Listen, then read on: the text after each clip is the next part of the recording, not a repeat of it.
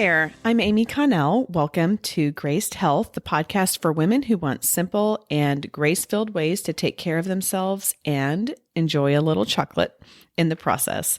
I'm a certified personal trainer and nutrition coach who wants you to know your eating, movement, and body don't have to be perfect. You just need to be able to do what you're called to do. I have lived in Houston since 2004 and moved here from a pretty homogeneous area. One of the things I've grown to truly cherish and appreciate about Houston and the surrounding areas is the diversity.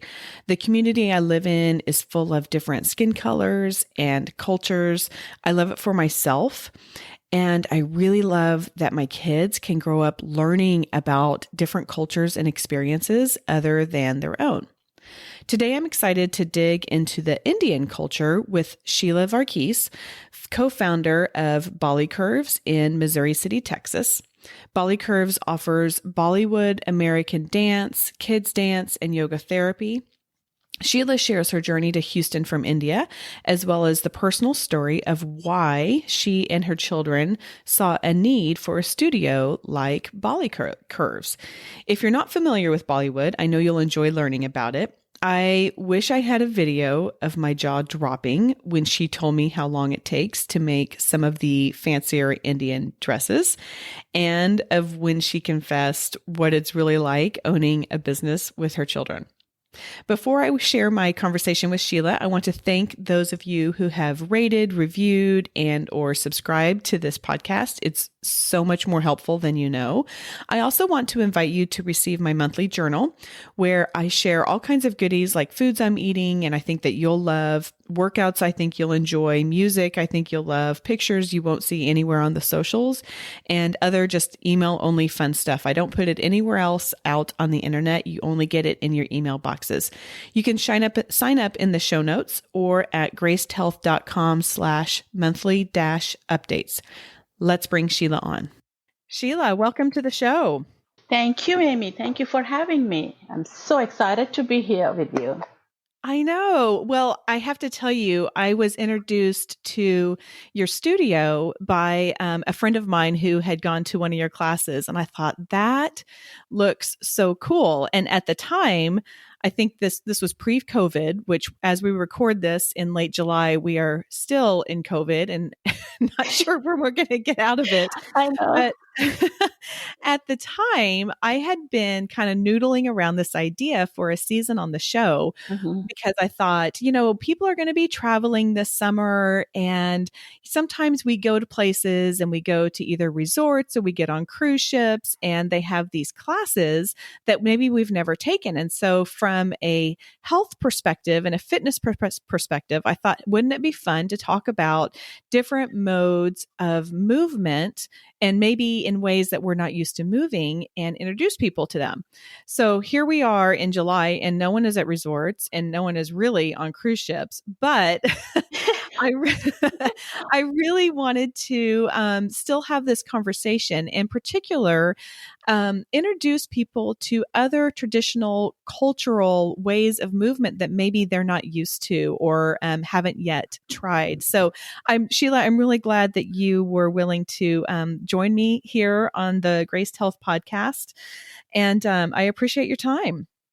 It's my pleasure, Amy, for having me with you today.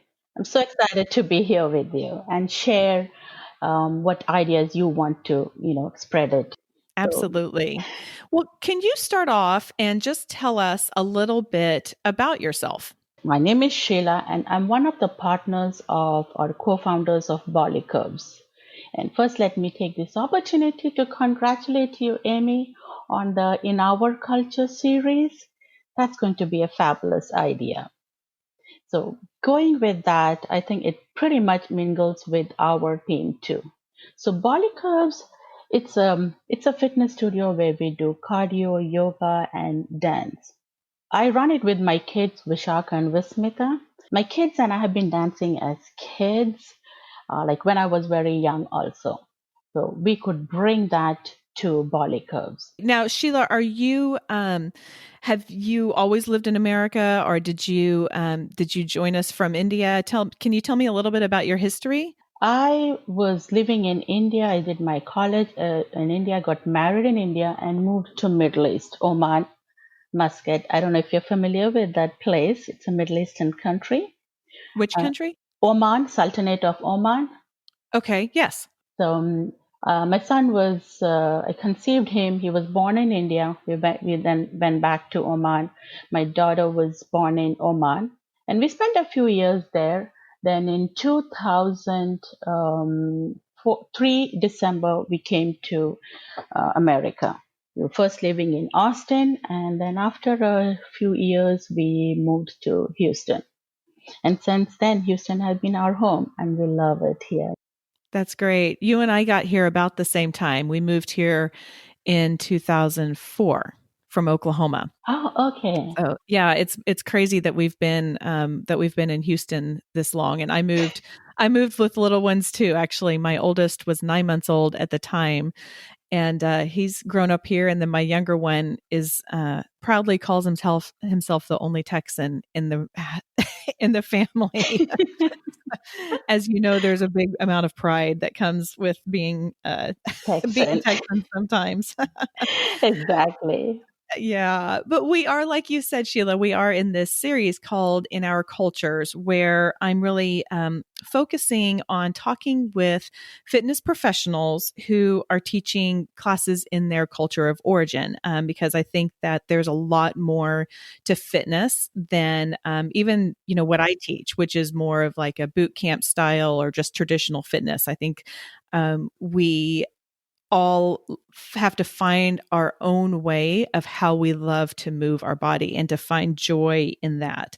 So I know that Bollycurves has a lot of, I want to make sure that I'm saying this right, but that it has a lot of Bollywood influence in it. And I have to admit, Sheila, I'm not super familiar with Bollywood outside of like, what I've seen in the movies and TV. So Mhm. can you kind of explain a little bit and teach me a little bit about the origins and how that integrates with the Indian culture? It's a great thing, like how you said you came to know about Bollywood more through TV and internet. So that's how the Bollywood had spread. The name Bollywood originated from the word Bombay, which is a place in India. Now it is called Mumbai. But the name really came from the word Bollywood and Hollywood. So a blend of the first word of Bombay, Ba, and Hollywood, L. So it didn't have the same name throughout. The name Bollywood came in 1970s. And India is a largest producer of movies. It produces about 2,000 movies in various languages every year. Wow. That's impressive. Yeah, that is. Yeah. That is. So it not only produces in Hindi, it produces in English and 22 other various languages. But the name Bollywood, it refers to the India's Hindi movie industry. Got it. Okay, and then so tell me how so when I think of Bollywood, one of the things I think of is the dancing. Mhm. So tell me how that integrates within the Bollywood cinematic aspect. The first movie of Bollywood movie had about 7 songs. And the second movie in 1932, Indra Sabha, had 69 songs. So you see the impact of songs in the Hindi movies. So we'll be referring that to as Bollywood movies. So it Okay. has there's a storyline in the base of the movie, but the songs also carry a storyline. So when there is a dance, the dance depicts how the story is moving. Say it is about a love between a boy and a girl, so it will show the boy and the girl in different locations, different localities. But now it has spread so vast that one scene is shot in India, another scene is shot in outside the country. It can be Mauritius, it can be Japan, it can be Canada, it can be America, it can be Bollywood or Hollywood. Anywhere the scenes can be shot. The costumes are so colorful and they have a lot of jewelry and Mhm. there's a rhythm to the song. So these songs are specially choreographed. The Bollywood dance, it how it started with the it has a lot of content about the Indian folk dance. So Indian folk dance and Arabic dance, Western dances, but the Indian classical dance, there's a lot, so many varieties of dances in India. So they include like Kathak, Bharatanatyam, and different styles of dances. So Bollywood is basically a hip hop of ballet because there is no rules for this Bollywood style of dancing. And that's not uncommon, right? Like Mhm. I grew up dancing, and ballet was definitely the foundation of all movement. It didn't matter really what you were doing. That ballet was kind of it all went back to that. I would love to shift a little bit to the similarities and differences that there may be within the health culture between Indian health culture and American. You know, American really focuses a lot on food, on fitness, on body shape and size, which I'm really glad that we seem to be getting out of thinking that there's just one shape and size. Exactly. But can you tell me a little bit about what that looks like in the Indian culture and and also, do you think that there's a difference in that here in America, within the Indian culture in America versus um, in India, if that makes sense? Absolutely. So, what you must have seen here, Indian people have coming in various sizes, shapes. They go to the gym, they go to the food places. So, previously it was not like that. In India, we lived in joint families where the head of the household worked and the women stayed home. So, they had a lot of time to take care of the children, the husband, and who do homemade cooking and to do all other activities still with the children and make sure that the children get out and play in the evening, do everything. But Hmm. now with the dual income families, the food is outsourced. So as you see here also. And Yeah. so with that unhealthy eating habit, the children begin to eat more out and the families are eating out. So this has increased concern of obesity, which is not any different from anywhere in the world. So at this point, we are so interconnected that it's same everywhere. Today, the Indian culture is same as American culture regarding food, fitness, the body shape and size. And you see, the health and fitness is a global concern now. It's so point at this point, people have so much into fitness and health. There is unhealthy body image perception also. Yeah, that does seem to be spreading, Yeah. unfortunately, into a lot of the different cultures of that unhealthy body shape, body size, expectations of ourselves. Yes. So I'm sorry to hear that. Yep. Um, I mean, but I'm glad, like, there's some information out there. People are willing to, they realize that there is unhealthy body they have, whether it is, a bigger body or a very smaller unhealthy body. So they're able to reach out to resources and rectify it. Yeah, that's the beautiful thing too about the internet Uh-huh. and just having information all at our fingertips, that it kind of Yeah. doesn't matter where you are. You have the resources, you can find things. And of course, that doesn't mean that it's easy to implement. Yes, exactly. I think, even as a fitness professional and nutrition coach, does that mean I do everything right the whole time, all the time? Absolutely not. No. But it does help to have those tools Hmm. to figure out what works for you and the family, and dual income families. Absolutely, that can be a lot harder. It absolutely can be done, and I applaud all of the I applaud those who are making it work, because it's hard. It's It's hard. definitely hard. It's hard. Yeah. Especially when you have so much of food around, the ads around, it looks so good, tempting, and people want to have that. But at the Right. same time, they have the consciousness and awareness, and also the availability of the knowledge and internet giving information how to, for the fitness and health program. I'm glad we have that. Right. Yeah, I agree. Let's shift a little bit to the Indian culture. So I have to be really honest, Sheila. I grew up in Oklahoma, Hmm.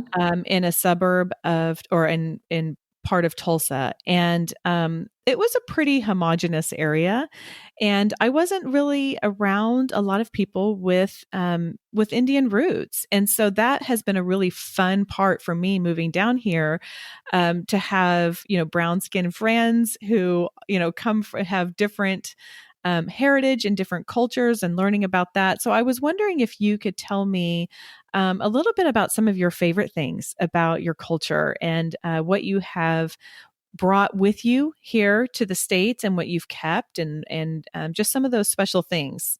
So let me ask you, Amy. So you have these friends. So have you gone out and eaten some Indian food to the Indian restaurants? I have not done that very much Uh-huh. because I have some funny spice issues. Like I get really sweaty. Like I have a hard time with with spicy stuff. Hmm. So that is why I have not very much, but I have a couple friends who keep saying you need to try you need to try Indian food again. I'm like, but I sweat. Like it's like some kind of a physical reaction. It's not just Hmm. glistening. It's something. So I'm sorry to say that I have not eaten at a lot of Indian restaurants, but I tell you what, when we wrap up, if you have some that you recommend when we get offline, I would love to hear them. Sure, sure, definitely. So, and how about, do you own any Indian clothing, jewelry, or anything? I don't. No, I don't. Okay, I think at the end of it, when we wrap up, we can talk about that as well. Okay. So we'll have a lot to talk about today. Okay, you tell me about it. Tell me Yeah. more. Okay, so my favorite is again food and clothing. So as you said, like you have a fear of it being spicy. Yes, in back in India, at home, they make it very spicy. And as I was growing up, I in our family we didn't eat too much of spice because my father he had heartburn. The doctor recommended not to eat too much spicy food. So I grew up with pretty much bland, not bland, very less spicy food as compared to rest of the Indians. So it was not difficult for us to transition over here when I came here, and it was easy for me to take my food to work or have share with them. So the restaurants here also they're not very spicy. And my Okay. second choice is clothes. You must have seen in Hindi movies, as you said. Um, the clothes are very colorful, bright. You have clothes for every occasion, every body shape, every pattern. You have flared ones, in ones, you have everything. And the jewelry to accentuate that, I love them. Yes. Yes. It is beautiful. The Beautiful. word that really comes to mind is yeah, colorful, definitely, and also intricate. Yes. Like it just seems like there's so much detail and love and attention in every piece that I've seen. Hmm. So some of the clothings are handmade. Those intricate work is hand done, and it takes a lot of time, a lot of effort. Some of them take up to about an year or two to make one. If you know the sari, the long dress, it takes that much time. A year? Yeah, it can take up to Wow. that. Like some of the heavy wedding dresses, they have diamonds and gold thread, silver thread to do all that intricate work. So it takes a lot of time. So they are special orders. So it I can did cost, not realize that. yeah, Wow. So that's not a go buy it off the rack kind of thing. not an extremely heavy one, a very expensive one, but some of them you can buy. You know, they're factory made, you can buy them, and off the rack you can buy them. Got it. Yeah. And my another one is Bollywood movies. I love Bollywood movies, watching them, and it's a time of getting together in our family too, because it has so much of music, drama, and Mhm. that has become a part of our lives. Yeah. Yeah. I can imagine that's a great opportunity to Hmm. sit down with everyone for sure. So going back to the clothes, I want to talk a little bit about your studio and Hmm. Bali Curves because I saw, you have you and your son and your daughter who are co-founders, Hmm. uh, in a picture and just a beautiful picture in traditional Indian attire. And I was wondering, so that's kind of my segue Hmm. into Bali Curves, your company. Can you tell me a little bit about Bollycurves? What's the story behind it? You know, the expertise that your family brings, all of that kind of fun stuff. So you've seen in the on the website that we have pictures from starting from young age. So that depicts, we carry that, all that Indian culture was there, and we brought it to America to this present day.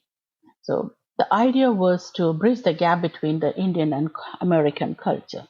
So we had that Indian background, Indian knowledge about the dance and the culture, and my kids have grown over here. So it's easy for them to interact with the children. So that is how we are trying to build the gap between the Indian and American culture. I So love it. how it all started was that Vishak, my son, he was going for his dance for her school program, and Vismita would tag along with her. She was just 3 then. After that, she was on the stage. She did the performance. Everybody loved it. She was doing great. So I put her in the dance school, and she did the professional training. And then I was been practicing yoga and have taken dance lessons. I've been dancing for a long time. So I had a car accident a couple of years ago that left a bad shoulder. So I I'm went sorry. to, I know things happen like that. Yeah. Um, so that was not fun. I went for physical therapy, didn't help how much. Then I went to the gym, asked a couple of different places how I can, get better. So I went to places, but I was one among the other 20 others or 15 others in the room. So if I had the shoulder injury, I was not catered for that deficit in mind. So the shoulder was not getting better. So my goal was to feel better entirely. So eventually I started gaining weight. So then gradually I developed plantar fasciitis, and that was not fun. So that I could not walk also. So that I started gaining more and more weight. I could not find any place where I could get some exercise to take care of myself completely. Then I started practicing, went back to yoga again. So I did yoga and then started walking. As I got better, started doing some dancing, and to the point that I have lost 22 pounds, and I'm symptom free now. I have no pain in my legs. So when this all happened, um, we sat together and discussed and decided what we have face this problem. Many other people are facing the same problem. How about Right. create a place where we can cater to their needs, make it very personalized to them? So I work as a nurse practitioner. That knowledge brings it to and doing yoga, that also adding value to this. And Vismita's dance, and she's a certified personal trainer too. Okay. Okay. Vishak, he has a lot of knowledge he's in the computer field, so he helps us, the company, with the computer stuff. Wow. So, You guys, you really have a full wide or a full breadth of expertise there. thank you, God. God's grace that just happened. It fell into place. Yes. Well, and I'm curious as a mom how it is working with your children. Um, to be honest, sometimes I Uh-huh. want to divorce both of them. And I'm so glad to hear you say that. you heard me, right? Yes, I think every mom out there is gonna, every now and then we definitely can feel that way. Yeah. But as much as I want to divorce them, I want to come back and remarry them. Yes. Yes. Yes. Oh, I love that. Well, those must be some really special memories that you guys are creating, and I really admire the ability to, to put some of the family dynamics Uh-huh. aside and be able to focus on a business. Mm-hmm. I have one son who's got a real entrepreneurial spirit, and so he and I will kind of ping things back and forth and talk about things, but we're not doing the same business, which I Mm-hmm. think I can only imagine putting the two of our personalities together. That would create some conflict for sure, just because, everybody has their own way that they want to do things. And then, of course, at the end of the day, you're still mom and Yeah. they're still your kids. Yeah. And those are not things, obviously, those are important uh, elements as well. Yes, exactly. So Yeah. tell me a little bit about the different classes you offer. And I'm wondering how you guys have pivoted at all during COVID. Are you offering classes online? Are you doing in person now with precautions? Tell me a little bit about that. So the classes that we offer are mainly yoga. We offer it's therapy yoga. So we have persons coming with arthritis, ankylosing spondylitis, a lot of chronic pain. Hmm. So I Hmm. personalize to them. So we have small classes and I personalize to them, meeting their needs every time we talk to them, their expectations. And we have dance classes for the kids and cardio for the adults. You don't have to know how to dance, even you have never taken a step or shaken a hip, you can still do the dance. It's all about physical health and how you do it. It's just getting active. Sure. So we still continue to do yoga and online classes, 101 private classes. We tried doing group classes, but the quality was getting compromised. So we cannot pay that 101 attention what we were able to do with a few smaller groups in the studio. So now Yeah. we do just 101 private lessons, and we still hold. Now we have back opened up, so slowly but not large classes. We do still classes online and in studio both. And Okay. if somebody wants to do both, a combination of both, they can do a combination of both. Got it. Yeah, I have experienced that too. I've been I mean, we've all fitness professionals have had to figure out a pivot and how to do it. And it's a lot harder training people over a computer screen. I mean, I miss Yeah. things from being able to read facial expressions because Mm-hmm. sometimes your clients or participants won't say anything, but they're Yes, saying it with just even like their eyebrows exactly. or just a little squirm of their face, and so it's a lot harder to read and it's harder to give them that personalized attention if that's a focus of yours, because if you're sitting there staring at 10 to 12 different Mm-hmm. people on a Zoom call or something like that, I completely appreciate the need to that. And since you guys are so focused on giving that personal attention, I respect and appreciate your decision not to do too many classes online right now, for Mm-hmm. sure. For sure. Um, Thank you. yeah. Okay. So if someone were wanting to walk in, most of my listeners are moms. Mm-hmm. If they were wanting to walk in and participate in one of your cardio classes, what would you tell them to expect and what do they need to bring or wear? Do they need mats? All of that kind of stuff. Can you kind of help give us a little bit of guidance on that? Okay. So moms can walk into the studio, just they make sure they book a class, so we are availability is based on booking. So book a class, just walk into the studio. If you want, you can bring a band, but most of the time, because of this COVID, we do most of the things standing, but sometimes with the cardio we do sit and do. It's a great idea to bring a mat. Bring some water bottles, some towels, because you're still going to sweat. But having said that, first we assess the client, each client, and ask them about their health condition, about their sickness, what they can do, what they cannot. So we work around their injuries. So be it cardio or yoga class, we work around both their injuries. And in a yoga class, we walk with them rather than having them walk alone. So when I Hmm. teach them, they have a knee issue. So I presume I do the pose as if I have a knee issue, so they can see it instead Right. of everybody doing the same thing. Right. So they can book a class and they can call us, talk to us, and there's a lot of the information is there on the website as well. Awesome. So we will put all of this in the show notes.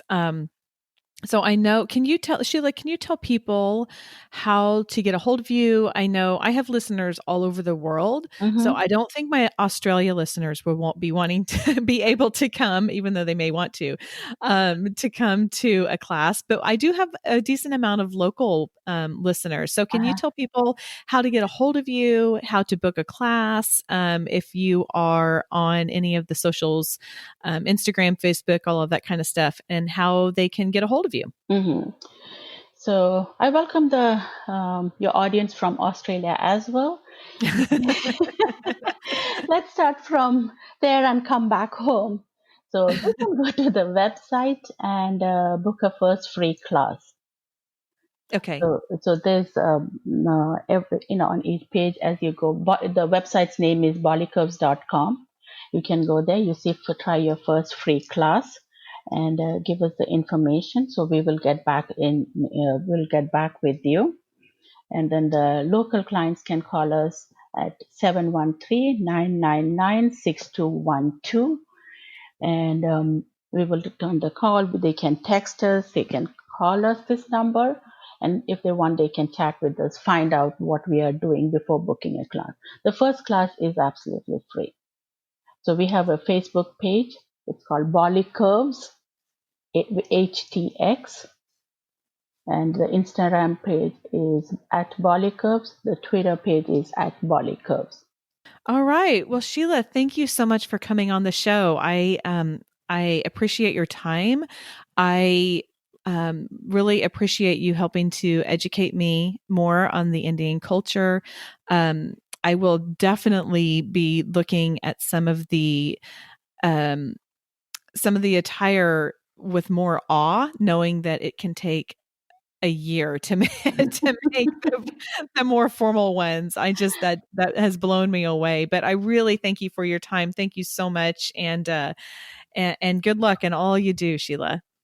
Thank you so much, Amy, for having me once again, and good luck for your program. And thank you for hosting such a great show. I hope you enjoyed that conversation. If you are interested in trying a class, check out Bollycurves. All the information is in the show notes. And as we're finishing up this in our culture season, I would be remiss not to point out one common element among all the conversations I had during this season, and that is family. No matter where we live, what language we speak, what our skin color is, our families mean so much. And I'm taking an extra minute today to just offer a prayer of thanks for mine. What's the one simple thing to remember? You have the empowerment and the authority to do what is best for your body. Just like Sheila had to try a few things to find what healed her after her accident, you can take the time to experiment and figure out what's best for you. Okay, that is all for today. Go out there and have a graced day.